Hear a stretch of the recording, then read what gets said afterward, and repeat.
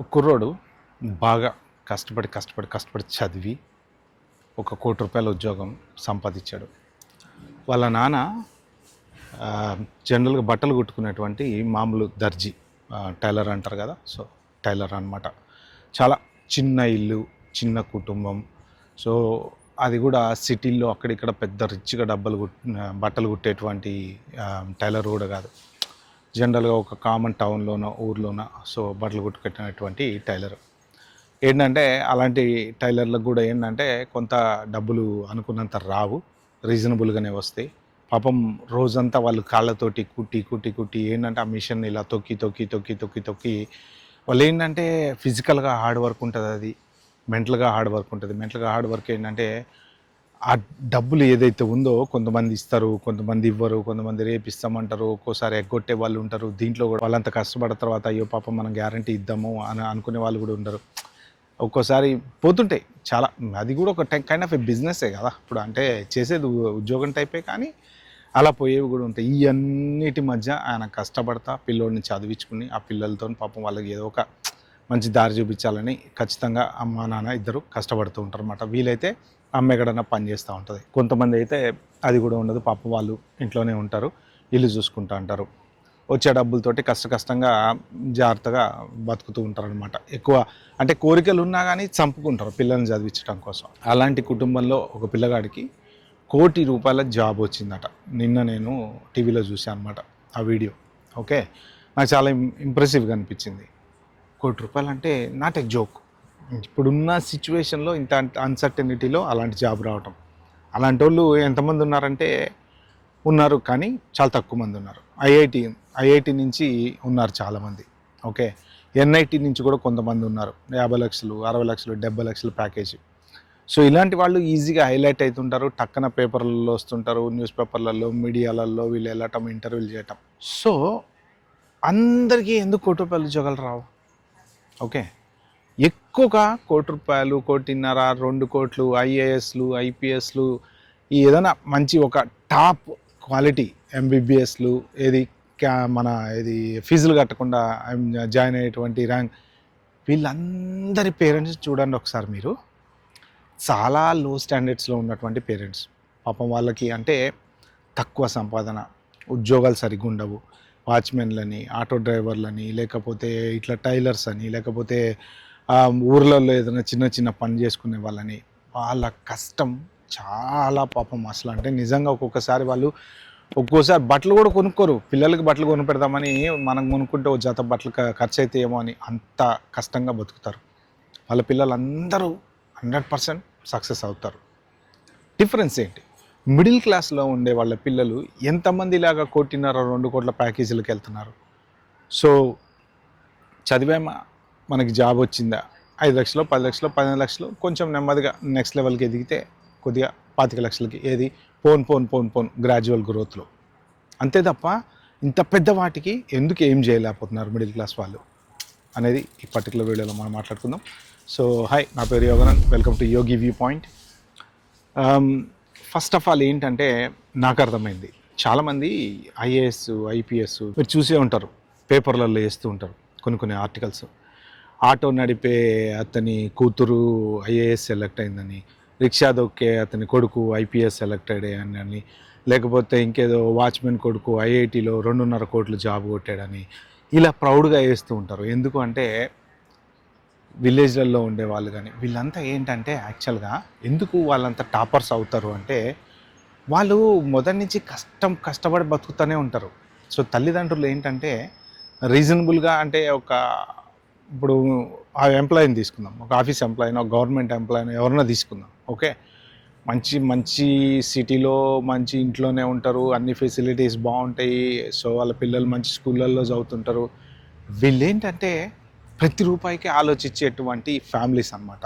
So ఈ ఆలోచన వీళ్ళని ఖర్చు పెట్టకుండా ఇప్పుడు ఎందుకులే, రేపు పొద్దున కొనుక్కుందాంలే, నెక్స్ట్ మంత్ కొందాంలే, ఈ ఇయర్ ఆపుదాంలే, తర్వాత కొనుక్కుందాంలే, ఇలాగా వాళ్ళు అనుభవించాలనుకున్నవి కూడా అన్నీ త్యాగాలు చేసుకుంటూ ఉన్నవి. పిల్లలు ఏంటంటే చూస్తూ పెరుగుతారు. అరే మా నాన్న ఇంత కష్టపడుతున్నాడా మా కోసం, ఓకే మనం ఖచ్చితంగా ఏదో ఒకటి సాధించాలి అని గోల్ పెట్టుకుంటారు వాళ్ళు.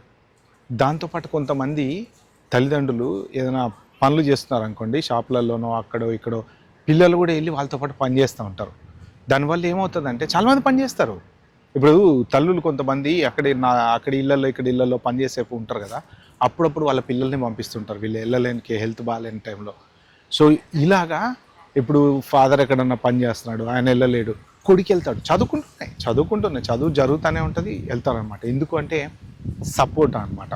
సో అలా వెళ్ళినప్పుడు వీళ్ళల్లో ఏంటంటే ఒక రకమైన ఫీలింగ్ అనేది వస్తుంటుంది, మనం ఇంత కష్టపడుతున్నాం, బాగా చదువుకోవాలి, మంచి జాబ్ కొట్టాలి, మంచిగా మన ఫ్యామిలీని చూసుకోవాలి. ఇప్పుడు అతను చెప్పింది కూడా టీవీలో వాళ్ళు ఇంటర్వ్యూ చేశారు, మీడియా వాళ్ళు ఇంటర్వ్యూ చేస్తే, మా నాన్న ఇన్ని రోజులు మిషన్ కుట్టుకుంటూ కష్టపడ్డాడు, సో నేను ఆయనకి సంథింగ్ ఏదైనా చేయాలి, ఆయనని ఇంకా రిటైర్మెంట్ చేయాలి.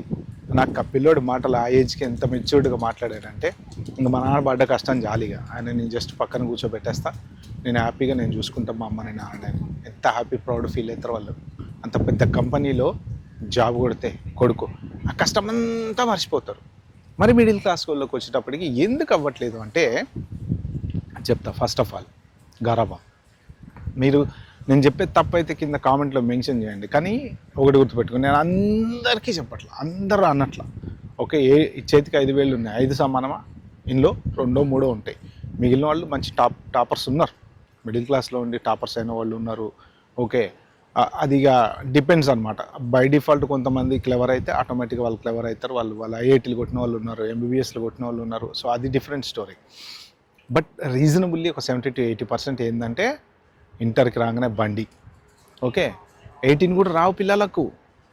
8th class 7th class 6th class నుంచి బండి నేర్పించేస్తుంటారు, కష్టపెట్టరు, ఓ పని చేయనియరు, బయటకు పోయి ఏమన్నా దేనియరు, ఏముండదు. సో వాళ్ళు ఏంటంటే ఫోనా, ఏం ఫోన్ కావాలన్నా నీకు, ఐఫోనా? ఓకే, ఏమండి అమ్మాయి బర్త్డే వస్తుందండి, కొంచెం నెక్స్ట్ ఏదైనా మంచి ఫోన్ ఒకటి కొనుక్కోరండి అమ్మాయికి. అయిపోయింది, కొత్త ఫోన్ వచ్చింది. వాడు 1 yearలో దాన్ని పాడు చేస్తారు ఇంకో ఫోన్. ఓకే, అడగారు, అంటే కష్టం విలువ తెలియదు, ఎందుకంటే డబ్బులు వస్తున్నాయి వాళ్ళకి. ఓకే, రీజనబుల్గా డబ్బులు అంటే 100,000 కోట్ల వస్తున్నాయని కాదు, వెల్ ఆఫ్ వాళ్ళు ఓకే రీజనబుల్గా వస్తున్నాయి, అందుకని వాళ్ళు పెద్ద పట్టించుకోరు. సో కాలేజీ, ఒకవేళ ఇంటర్లో బైక్ కొనకపోతే కాలేజీ కంపల్సరీ ఆడి వాడిగా బైక్ వేసుకొని తిరుగుతూ ఉంటాడు ఫ్రెండ్స్ తోటి, ఎక్కడ తిరుగుతాడో తెలియదు, కాలేజీ పోతుంటాడు వస్తుంటాడు.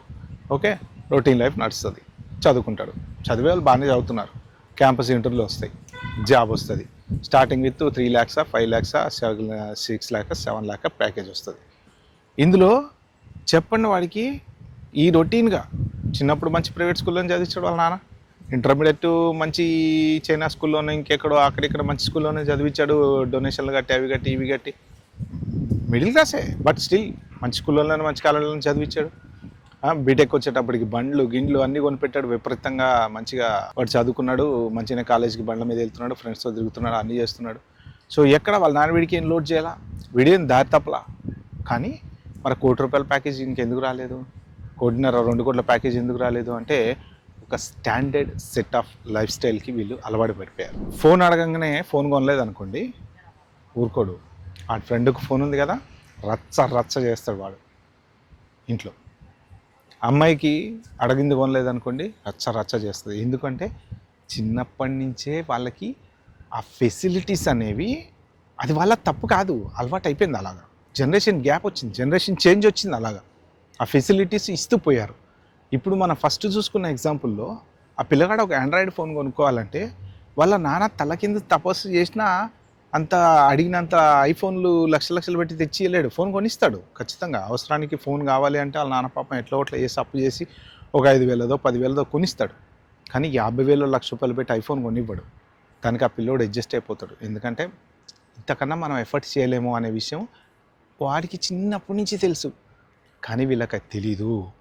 ఎందుకు తెలీదు అంటే వాడు పుట్టే టైంకి ఇంట్లో బండి ఉంది, వాళ్ళు పెరిగే టైంకి ఇంట్లో కారు ఉంది, లేదు అంటే ఒక మంచి సంపాదన ఉంది, ప్రతి పండగకి 2 జతల బట్టలు కొనుక్కునే కెపాసిటీ ఉంది, దీపావళి పండగకి ఒక 5,000 ఖర్చు పెట్టి బాంబులు కాల్చుకునే కెపాసిటీ ఉంది. సో వాళ్ళకి ఏంటంటే మనకి ప్రతి చోట అన్నీ ఈజీగా అనుకున్నట్టు వచ్చేస్తున్నాయి కాబట్టి వాళ్ళ లైఫ్ రొటీన్గా వెళ్ళిపోతుంది తప్ప మనకి ఇది ఏదో లేదు, మనం ఏదో సాధించాలి అనే ఆలోచన వాళ్ళలో రాదనమాట. అది ఎప్పుడు వస్తుంది వాళ్ళకి అంటే రేపు పొద్దున వాళ్ళ జాబ్లో జాయిన్ అయ్యాక 5 లక్షలకు 4 లక్షలకు 6 లక్షలకు ప్యాకేజ్లో జాయిన్ అయ్యాక వాళ్ళకు వచ్చే జీతం సరిపోక అరే జీతం సరిపోవట్లేదు అని చెప్పి అప్పుడు, లేదా పెళ్ళైతే ఖర్చులు పెరిగితే అప్పుడు, లేకపోతే వాడికి డబ్బులు అవసరమైతే అప్పుడు, రేపొద్దున మళ్ళీ వాడు ఒక వెళ్ళి ఇల్లు కట్టుకుని ఇన్ని రోజుల నుంచి వాళ్ళ నాన్న కష్టపడ్డాడు, ఓ 10 లక్షలు 15 లక్షలు డిపాజిట్ పెట్టుకోవడానికి ఇస్తాడు, ప్రాబ్లం లేదు. సో ఆ పిల్లలు అదే ఆలోచనతో ఉంటారనమాట. కానీ ఇలాంటి ఫ్యామిలీ నుంచి వెళ్ళిన వాళ్ళు నాకు చాలామంది తెలిసిన వాళ్ళు ఉన్నారు. ఓకే, ఎన్ఐటీలు కొట్టి ఐఐటీలు కొట్టి టాపర్స్ అయిన వాళ్ళు ఏంటంటే స్వతహాగా కొంత పేరెంట్స్ డిసిప్లిన్ ఒకటి ఉంటుంది.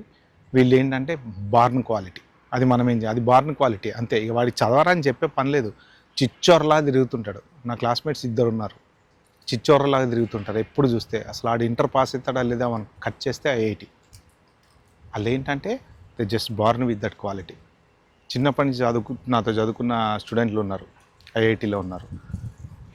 మనం ఎంత గొడవ చేస్తాం వాళ్ళు అంతే ఉంటారు, అంతే తిరుగుతారు బయట, అంతే రోడ్ల మీద ఫ్రెండ్స్తో తిరుగుతుంటారు, ఇంకెక్కువ గొడవ చేస్తుంటారు. బట్ ఏంటంటే they born with that quality.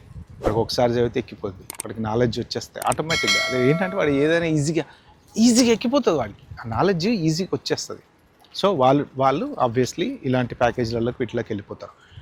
So అటు ఇటు కాకుండా తల్లిదండ్రుల గారాబంతోనో, లేకపోతే అమ్మో వీడిని ఏమన్నా తిడితే వీడి గట్టిగా, ఇప్పుడు పిల్లలు తిరుగుతున్నారు, ఏ రాత్రి 10ంటికి వచ్చాడు, ఎంతమంది అడగగలుగుతున్నారండి? గట్టిగా అడిగితే వాడు ఏమంటాడో, ఏం చేస్తాడో, ఏం చేసుకుంటాడో భయం అన్నమాట. సో అందుకని వీళ్ళు వాళ్ళలాగా అవ్వలేకపోతున్నారు. ఎంతమంది మిడిల్ క్లాస్ ఫ్యామిలీలోంచి ఐఏఎస్లు ఐపీఎస్లు ఉన్నారు చూడండి. మీరు ఒకసారి పేపర్లు తిరిగేయండి, ప్రతి పేపర్లో ప్రతి ఒక్క ఐఏఎస్ ఐపీఎస్ కలెక్టర్ తల్లిదండ్రులు కానీ, అడిషనల్ ఎస్పీలు ఏసీపీలు వీళ్ళ తల్లిదండ్రులు కానీ పేదవాళ్ళే ఎక్కువ ఉంటారు. మీరు 10th క్లాస్ ఫెయిల్ సినిమా ఉంది కదా, అక్కడ ఐఏఎస్ కోసం చదవడానికి వెళ్ళి చదువుతూ ఉంటారు కదా, అక్కడ కోచింగ్ తీసుకునే చోట వాళ్ళు అసలు పాపం వాళ్ళ బట్టలు కూడా పాత బట్టలు ఉంటాయి, అంత కష్టపడతారు వాళ్ళ ఎయిమ్ ఐఏఎస్ కొట్టాలి అంతే, తర్వాత కొడతారు వాళ్ళు. సో అలాగా అంత కష్టపడి వాళ్ళు లో లెవెల్లో పేరెంట్స్ ఉంటారు కాబట్టి వాళ్ళ కష్టాన్ని చూసి వీళ్ళు ఎదుగుతారనమాట. సో ఈ పర్టికులర్ వీడియో చేయడానికి రీజన్ కూడా ఏంటంటే, ఎందుకు మిడిల్ క్లాస్ వాళ్ళ పిల్లలు ఇంత పెద్ద ప్యాకేజీలు కొట్టలేకపోతున్నారు, ఐఏఎస్లు ఐపీఎస్లు అవ్వలేకపోతున్నారు అంటే దానికి కారణం ఏంటంటే పిల్లలని పెంచేటువంటి గారాబం. ఎందుకు ఈ మధ్యన విడాకులు ఎక్కువ జరుగుతున్నాయి అంటే పిల్లలు పెరిగేటువంటి గారాబమైన పద్ధతి. ఈడ్చుకొట్టే వాళ్ళ అమ్మ నాన్నలలో ఒకప్పుడు మూసుకొని కూర్చునే వాళ్ళందరూ పక్కన. ఓకే, బ్యాట్మెన్ కొట్టేవాడు సార్ తేడా వస్తే మూసుకొని కూర్చునే వాళ్ళం, ఒక్క కంప్లైంట్ లేదు. ఒక్క స్కూల్లో పిల్లోడు మీరు చేస్తారా ఇప్పుడు? తల్లిదండ్రులు ఊరుకోరు, స్కూల్లో నోవే. అలా అతి గారాబంగా పెంచడం వల్ల పిల్లలు ఏంటంటే మొండిగా పెరుగుతున్నారు, గారాబంగా పెరుగుతున్నారు. వాళ్ళకంటూ ఒక own set of life style, మనం చెప్పింది వినేది లేదు, వాళ్ళు ఏదనుకుంటే అదే కరెక్ట్. సో అలా వెళ్తున్నారు అని చెప్పే ఉద్దేశమే. వన్స్ అగైన్ క్లారిఫికేషన్ ఇస్తున్నాను నేను, అందరూ కాదు, కొంతమంది మాత్రమే.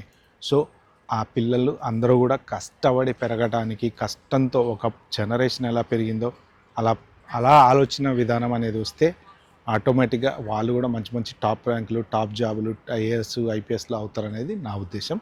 ఓకే ఫ్రెండ్స్, దీన్ని ఒక పాజిటివ్ లాగా తీసుకోండి. కానీ ఏ నెగిటివ్ పాయింట్ మీరు నెగిటివ్ వెతికితే నెగిటివ్ కనపడుతుంది, పాజిటివ్ వెతికితే పాజిటివ్ కనపడుతుంది. ఓకే, ఇది ఈ వీడియోని చెప్దాం అనుకుంది. వీడియో కనుక మీకు నచ్చినట్టుంటే ప్లీజ్ అండి like, share, subscribe my channel. Thank you, bye, have good day.